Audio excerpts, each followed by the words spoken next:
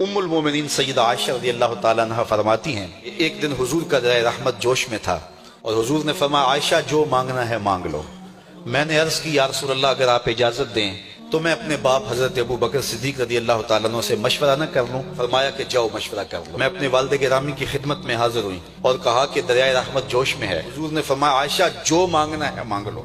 یہ اتنا سنہری موقع ہاتھ آیا ہے تو میں چاہتی ہوں کہ کوئی مانگوں تو اہم شے مانگوں، تو آپ کی خدمت میں حضور سے اجازت پا کے حاضر ہوئی ہوں، مجھے بتایا جائے کہ میں حضور سے کیا مانگوں۔ تو حضرت ابو بکر رضی اللہ تعالیٰ عنہ نے فرمایا بیٹا حضور سے جا کے کہنا کہ معراج کی خلوت خاص میں اللہ نے آپ سے جو راز کی باتیں کی تھی ان باتوں میں سے ایک بات بتا دو۔ ام المومنین حاضر خدمت ہو گئیں، کہا حضور معراج کی خلوت خاص میں جب رب نے آپ سے راز کی باتیں کی تو ان باتوں میں سے ایک بات بتا دیں۔ حضور مسکرا پڑے، اس بات پہ مسکرائے ہوں گے میرے یار غار کا انتخاب کیسا ہے، یا اس بات پہ مسکرائے ہوں گے کہ راز کی بات بتا دوں تو راز راز نہ رہا، لیکن وعدہ کیا تھا، کہا عائشہ سنو جب میں قرب خاص میں پہنچا تو میرے مالک نے مجھ سے راز کی جو باتیں کی ان میں سے ایک بات یہ تھی محبوب تیری امت میں سے کوئی شخص کسی شخص کا ٹوٹا ہوا دل جوڑ دے تو میرے اوپر لازم ہے بغیر حساب کے جنت عطا کرو۔ ام المومنین بہت خوش ہوئی اور اپنے والد گرامی سیدنا ابو بکر صدیق رضی اللہ تعالیٰ عنہ کے پاس آئیں اور ساری کہانی سنائی،